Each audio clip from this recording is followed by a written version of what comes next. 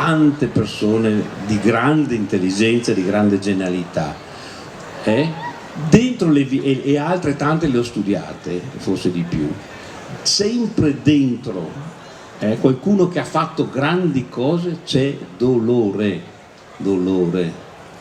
Scusi, il libraio, dove sono il libraio? Non è che ha una coppia per caso di sfamiglia? Sì, colgo l'occasione per dirvi che abbiamo dei libri che il professore Vieni, poi Flavio. al termine, questo è il nostro librario di fiducia. chi Flavio. vuole potrà farsi autografare. Ecco, una cosa, poi le domande le teniamo per la fine. Chiedo scusa. No, tranquilla. Infatti Giancarlo volevo intervenire perché col professore, conoscendolo bene, non è un discorso personale, è un discorso rivolto a tutti, siamo passati dalla felicità alle campane, ma soprattutto al dolore, ecco, quindi so che Giancarlo ha preparato anche delle domande di altro genere, quindi diamo spazio magari a Giancarlo, poi andiamo avanti intanto che il professore cerca la pagina. Grazie. Dedico questa mezza paginetta. Pensi di essere un genio? Sì, se esiste una cosa simile io lo sono. E quando te ne sei accorto? Ma quando avevo circa 12 anni ero sicuro di esserlo, ma non se ne era accorto nessuno e ride.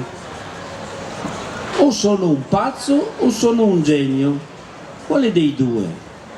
La genialità è una forma di pazzia e ciascuno di noi ne possiede un pizzico.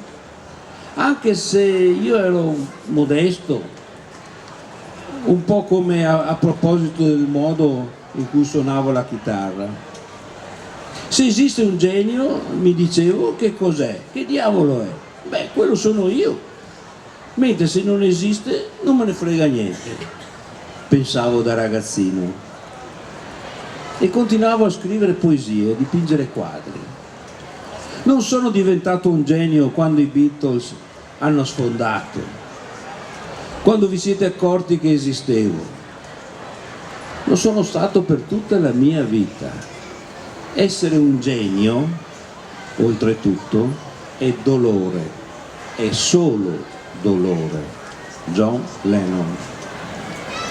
Bell'applauso.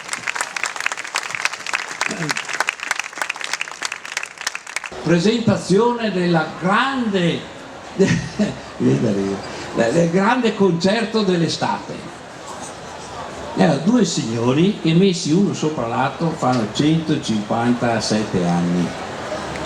Uno è Morandi e l'altro è Baglioni, che non ride mai perché sennò si scusa tutto e dopo non canta più. Allora io mi immagino, io quando avevo 20 anni, se uno mi avesse detto guarda sai qual è il miglior concerto di quest'anno? È Rabbagliati con Nilla Pizzi. E uno doveva dire wow, davvero? Nilla Pizzi? Rock puro! Vi rendete conto? L'anno scorso qual è stato il grande concerto di cui tutti hanno parlato? Di quattro signori non italiani, in cui la prima fila, questo lo so perché c'erano quattro, la prima fila c'erano quattro riservati che non erano delle signore molto, molto note della città, ma erano quattro cardiologi, i migliori di Roma, perché non si sa mai.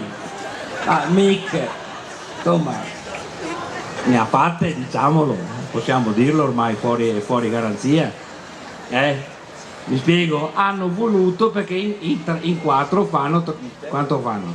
Mick Jagger e quell'altro, l'altro non sa neanche che era, non sapeva neanche che era a Roma. È simpatico, quello che si è fumato suo papà, non sapete? Sì, ha detto, no, quando è morto suo papà l'hanno cremato e dopo lui ha detto, dove lo mettere? Io, vabbè, tanto ho fumato almeno tanto fumo. E si è fatto un cannone col papà. È un mito. No, per dire, capito?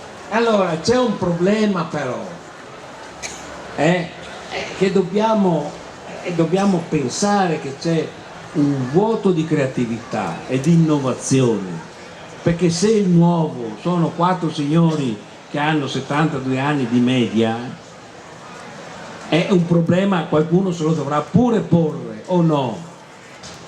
Mi spiego? E la stessa cosa vale per la letteratura, la stessa cosa vale in buona parte per il cinema italiano. Negli anni 60 il più modesto si chiamava Antonioni o Fellini, o no, o De Sica, sta gentina qua. Beh, adesso, sì, grande evento il 1° gennaio, notatelo ragazzi, che Cozzalone, nuovo film imperdibile, giusto?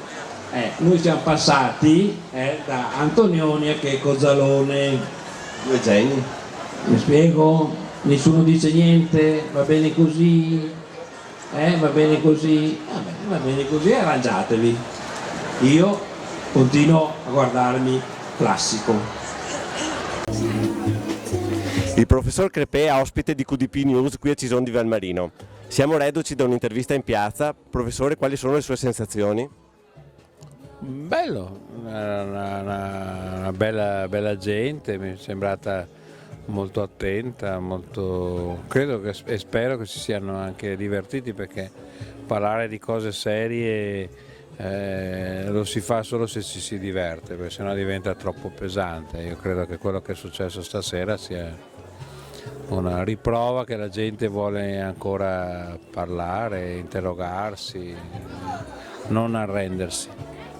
Professore, abbiamo fatto un'intervista di 2 ore, nessuno si è mosso. Questo conferma che quando si dicono cose intelligenti forse le persone le comprendono.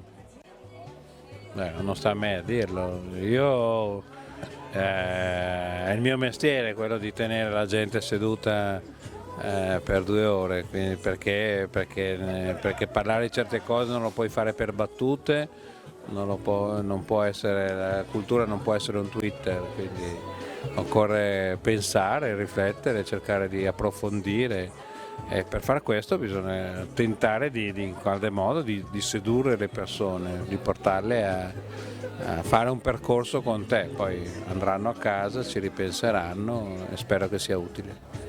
Un'ultima battuta, professore, cosa pensa di una festa con 400.000 persone in 10 giorni, tutta gestita da volontari, un esercito di volontari? Penso che l'artigiano e l'artigianato siano il futuro, non siano il passato, ma poi soprattutto in Italia credo che dovremmo ripartire anche dall'uso delle mani, non solo delle cose virtuali, ma soprattutto dalle cose concrete, quelle che ti danno la gioia ogni volta che le fai. Professore, grazie. Grazie a lei.